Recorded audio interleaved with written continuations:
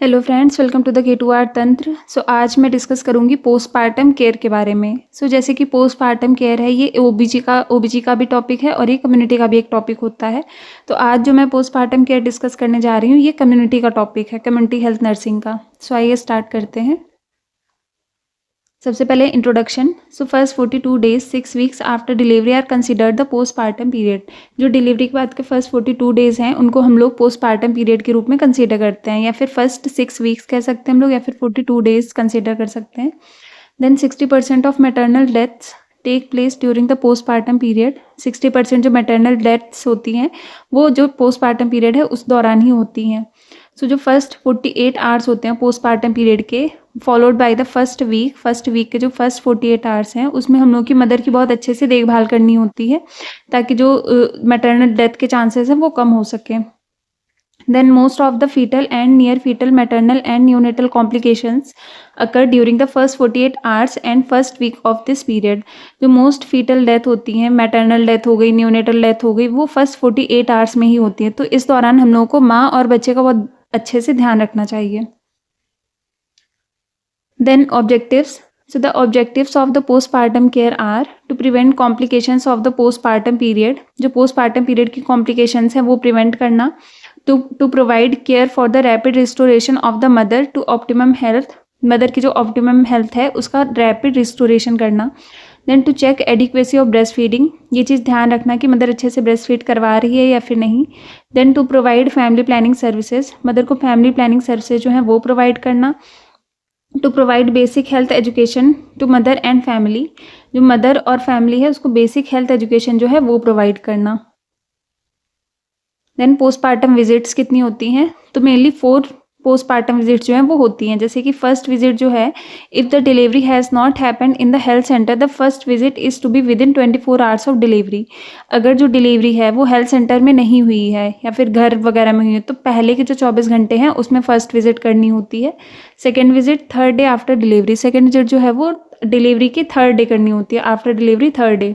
Third visit 7th day after delivery जो है वो करनी होती है। देन फोर्थ विजिट जो है वो 6 वीक्स आफ्टर डिलीवरी करनी होती है हम लोगों को। Then at the end of 6 weeks an examination is necessary to check up involution of the uterus. 6 weeks के बाद में हम लोग को जो है यूट्रस चेक करना होता है कि उसका जो इन्वोल्यूशन है वो हुआ है या फिर नहीं। Which should be completed by then, जो कि उसके बाद में कम्प्लीट किया जाता है।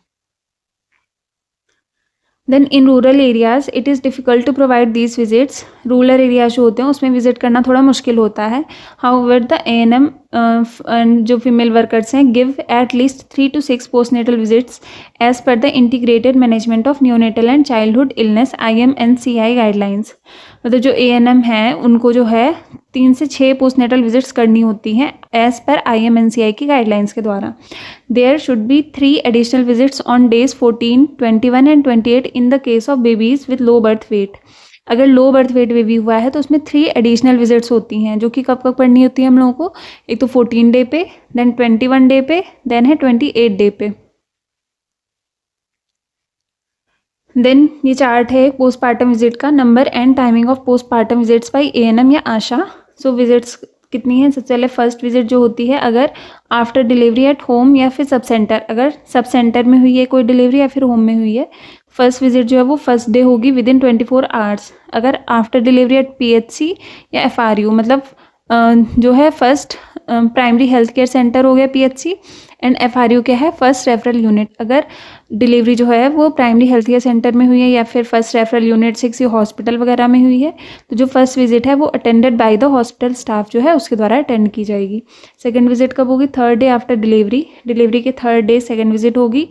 PHC FRU वाले में भी सेम यही रहेगा। थर्ड विजिट जो है वो 7th डे करनी होती है after delivery. Fourth visit 6 weeks after delivery करनी होती है। First, third, 7th and 6 weeks, ठीक है। First day, then 3rd day, then 7th day, उसके बाद में 6 वीक्स के बाद में फोर्थ विजिट जो है वो करनी होती है। Then additional visit for low birth weight babies, मतलब जो बेबीज़ जिनका वेट जो है वो लो होता है, लो बर्थ वेट होते हैं, उसमें जो है थोड़ी 3 एडिशनल विजिट करनी होती है, जो कि 14th day, 21 day and 28 days after delivery जो है वो करते हैं। देन हम लोग डिस्कस करेंगे अबाउट ब्रेस्ट फीडिंग के बारे में। ब्रेस्ट फीडिंग क्या है? So definition of breastfeeding. Breastfeeding is the process of feeding a mother's milk to her infant either directly from the breast or by expressing the milk from the breast feeding it to an infant. तो breastfeeding क्या है, या तो mother के द्वारा direct बच्चे को दूध दिया जाए, फिर मदर का मिल्क एक्सप्रेस करके उसके बाद में बेबी को फीड कराया जाए. इसको हम लोग क्या बोलते हैं, ब्रेस्ट फीडिंग. एडवांटेजेस क्या होती हैं ब्रेस्ट फीडिंग की. सो benefits of breast feeding. Baby के लिए क्या एडवांटेजेस हैं, ऑप्टिमल न्यूट्रिशन मिल पाता है बेबी को, इम्यून सिस्टम बूस्ट होता है, कॉग्निटिव डेवलपमेंट होता है, reduce risk of allergy and chronic conditions, जो उनका रिस्क जो है वो कम होता है, बॉन्डिंग एंड इमोशनल वेलबींग जो है वो अच्छे से बनी रहती है बेबी की मदर के साथ में. मदर के लिए क्या क्या बेनिफिट्स होते हैं. सो पोस्टपार्टम वेट लॉस. मदर का जो वेट लॉस है वो जल्दी होता है postpartum. Reduce risk of postpartum depression. जो पोस्टपार्टम डिप्रेशन है उसका रिस्क जो है वो रिड्यूस हो जाता है. Lowered risk of breast and ovarian cancer. जो ब्रेस्ट और ओवेरियन कैंसर के चांसेस हैं वो कम हो जाते हैं. Delayed return of fertility. जो फर्टिलिटी है वो थोड़ा लेट से आती है. यहाँ पे फर्टिलिटी का क्या मतलब है, जैसे जो पोस्टपार्टम पीरियड होता है उसमें मदर को मतलब लीकिंग होती है, ब्लड की लीकिंग होती है, जिसको हम लोकिया बोलते हैं. तो जब तक ये लीकिंग होती है जो 42 वीक्स हैं तब तक 42 डेज तक मतलब मदर जो है उसका लोकिया निकलता है, मतलब जो ब्लड है वो लॉस होता है. देन उसके बाद में जब तक मदर ब्रेस्ट फीड करवाएगी तब तक जो है वो पीरियड्स नहीं आते हैं. तो जब तक पीरियड्स नहीं आएंगे तो मदर जो है दोबारा प्रेग्नेंट होने के चांसेस थोड़े कम होते हैं, जो 6 मंथ्स होते हैं पोस्टपार्टम पीरियड के, जब तक मदर बेबी को ब्रेस्ट फीड करवाएगी. सो इसका ये मतलब है delayed return of fertility. Then है कॉस्ट इफेक्टिव एंड कन्वीनियंट. मतलब जो बाहर से मिल्क अगर खरीद के बेबी को पिलाएंगे तो वो थोड़ा सा कॉस्टली होगा, तो मदर का मिल्क जो है वो थोड़ा कॉस्ट इफेक्टिव होता है एंड कन्वीनियंट होता है. Then types of breast milk और breast milk. Types of breast milk ये क्या है. The composition of breast milk varies at different stages of postnatal period to suit the need of the baby. सबसे पहले क्या आता है, colostrum. मतलब जो मदर का मिल्क है उसमें जो फर्स्ट 3 डेज है उसमें कोलोस्ट्रम आता है, उसको हम लोग कोलोस्ट्रम बोलते हैं. It is the milk secreted during the first 3 days after delivery. It is thick and yellow in color and rich in antibodies and vitamin A, D, E, K. जो फर्स्ट 3 डेज जो milk आता है उसको हम लोग colostrum बोलते हैं. ये एंटीबॉडी से रिच होता है जिसमें vitamin A, D, E, K जो है वो विटामिन पाए जाते हैं. देन है ट्रांजिशनल मिल्क. सेकेंड जो मिल्क आता है उसको हम लोग ट्रांजिशनल मिल्क बोलते हैं. It is the milk secreted during the next 2 weeks. मतलब 3 दिन के बाद जो अगले 2 वीक्स जो हैं उसमें क्या आता है, ट्रांजिशनल मिल्क आता है, जो कि क्या होता है IgA इम्यूनोग्लोबुलिन जो है उससे रिच होता है. And protein content decrease while fat and sugar increases. जिसमें जो प्रोटीन कंटेंट है वो डिक्रीज होता है और जो फैट और शुगर होते हैं वो क्या होते हैं, ज़्यादा होते हैं. देन हम लोग का आता है मेच्योर मिल्क. ये क्या होता है, इट फॉलोज ट्रांजिशनल मिल्क. मतलब ये ट्रांजिशनल मिल्क की तरह ही होता है. It is thinner and watery होता है but has all nutrients for optimum growth of baby. मतलब ये थिन होता है, वाटरी होता है, बट इसमें सारे न्यूट्रिएंट्स पाए जाते हैं जो कि बेबी की ग्रोथ के लिए क्या होते हैं, ऑप्टिमम होते हैं. देन है four milk. It is the milk secreted at the start of A feed. जो फीड की स्टार्ट में जो मिल्क होता है वो फोर मिल्क आता है. It is rich in protein, sugar, vitamin and water. ये क्या होता है, प्रोटीन से रिच होता है, शुगर से रिच होता है, विटामिन से रिच होता है एंड वाटर जो उससे रिच होता है. देन है हमारा हाइंड मिल्क. ये क्या होता है, it comes later towards the end of A feed and is rich in fat and energy and satisfies the babies hunger.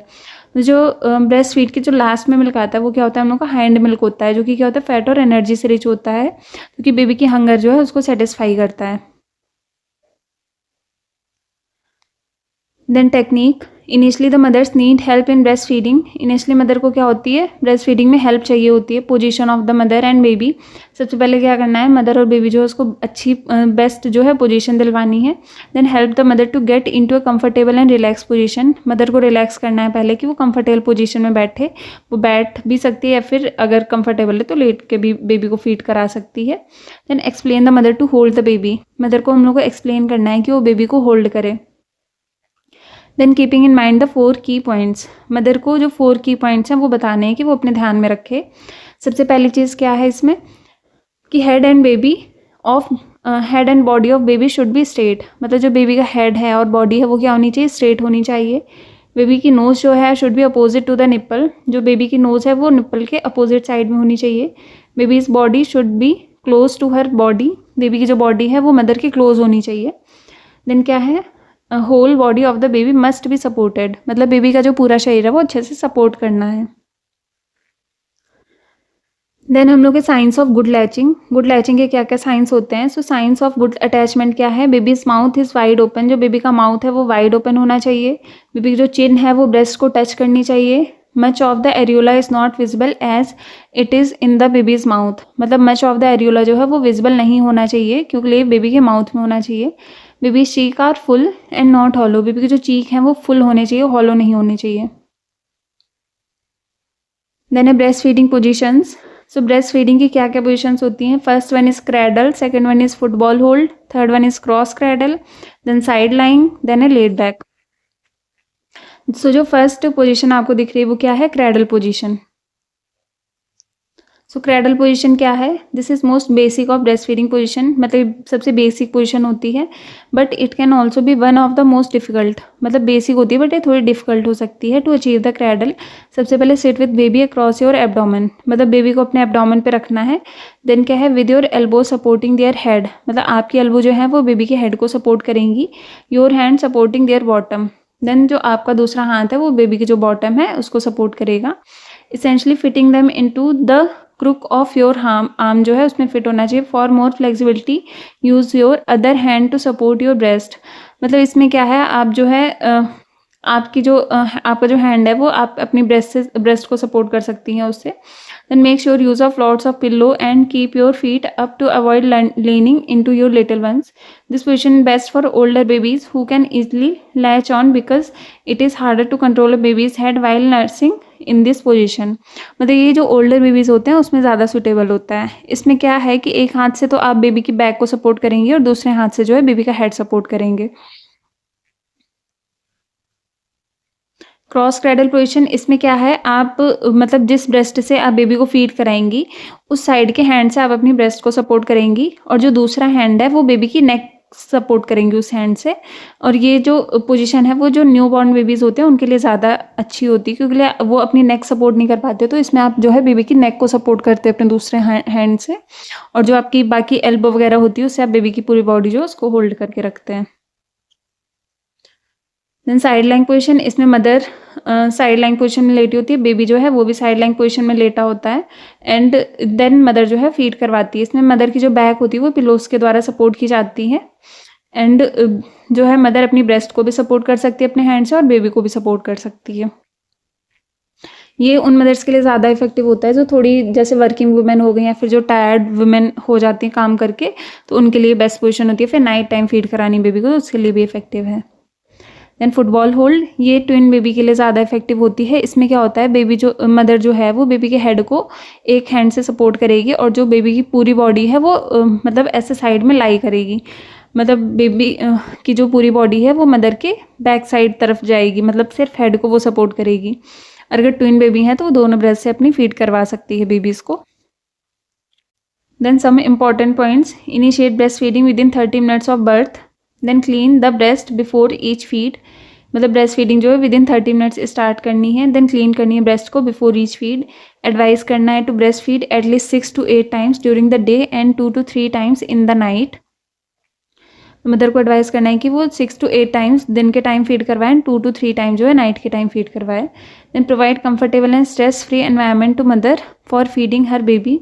Advice not to give water or any other liquid to newborns, मतलब क्या advice करना है कि baby को कोई भी liquid नहीं देना है या फिर वाटर नहीं देना है। The baby must be given colostrum, some mother think colostrum as pus and do not feed that to new born.